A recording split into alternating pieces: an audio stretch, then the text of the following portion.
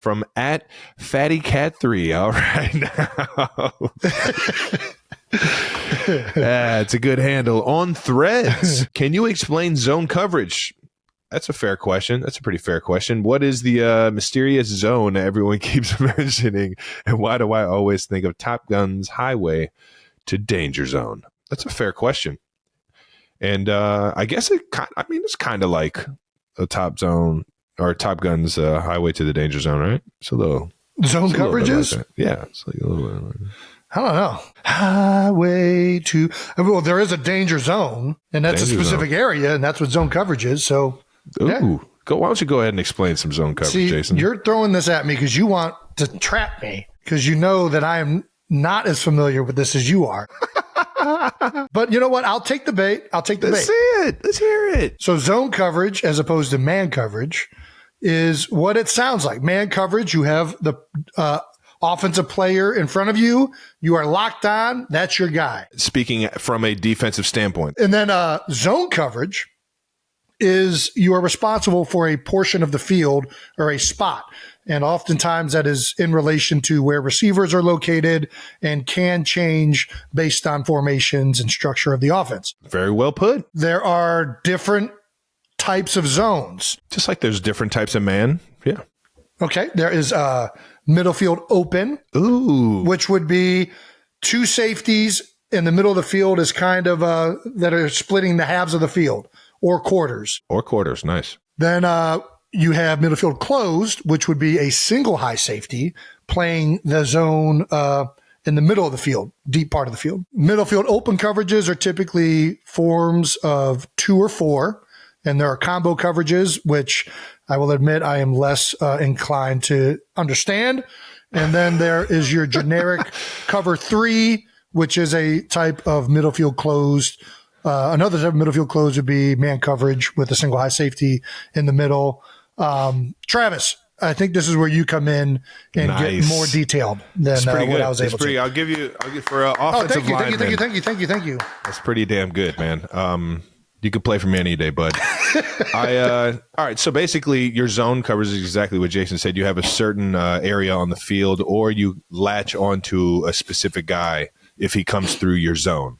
Right. It all switches. It all depends on what kind of or what style of defense you have and the strategy that the defensive coordinator, is teaching. And that switches in every single defensive room in the league.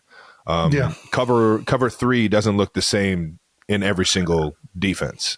There's certain rules that if I got into it would get extremely complicated, but extremely detailed. Cover 3 is exactly what it says. There's 3 people deep. Mm-hmm. Cover 1, there's 1 person deep, and everyone's trying to play outside leverage on a specific man and force them to the middle of the field. Cover 2, typically you have 2 high, right? There's 2 high safeties.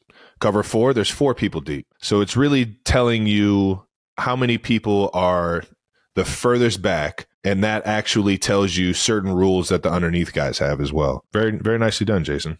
So there's some zones that I am unfamiliar with. Okay, let's talk about them. So what is cover 6? I know it's some type of 2 and 4 combined, but I don't know what it is. It actually switches in every offense too. So how you label defenses switches in, like how you schematically label a defense or your coaches label a defense is going to be different in every single offense. Like some people say quarter half is cover 5. Some people say quarter half is cover 6. And a combo coverage like quarter half is cover 2 on one side and cover 4 on the other side. Right.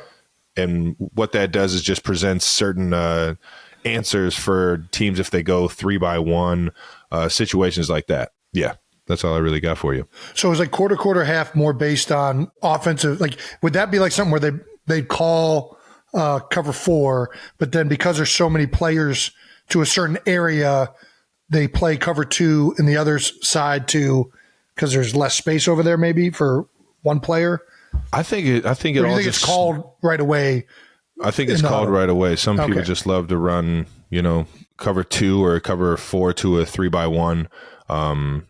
Or even in a 2-by-2 and just give like certain blitz looks out of it. It can get pretty complicated, but at the end of the day, they call quarter, quarter, half because there's quarters. There's technically 3 safeties deep, but there's if you look at the middle of the field. Yeah, if you look at the middle of the field, all right, nice. If you look in the middle of the field, one half of the field is playing cover 4, and the other half of the field is playing cover 2. So it'll look like there's 3 safeties deep, but you're really playing a combo coverage of a middle field open style defense. Yeah.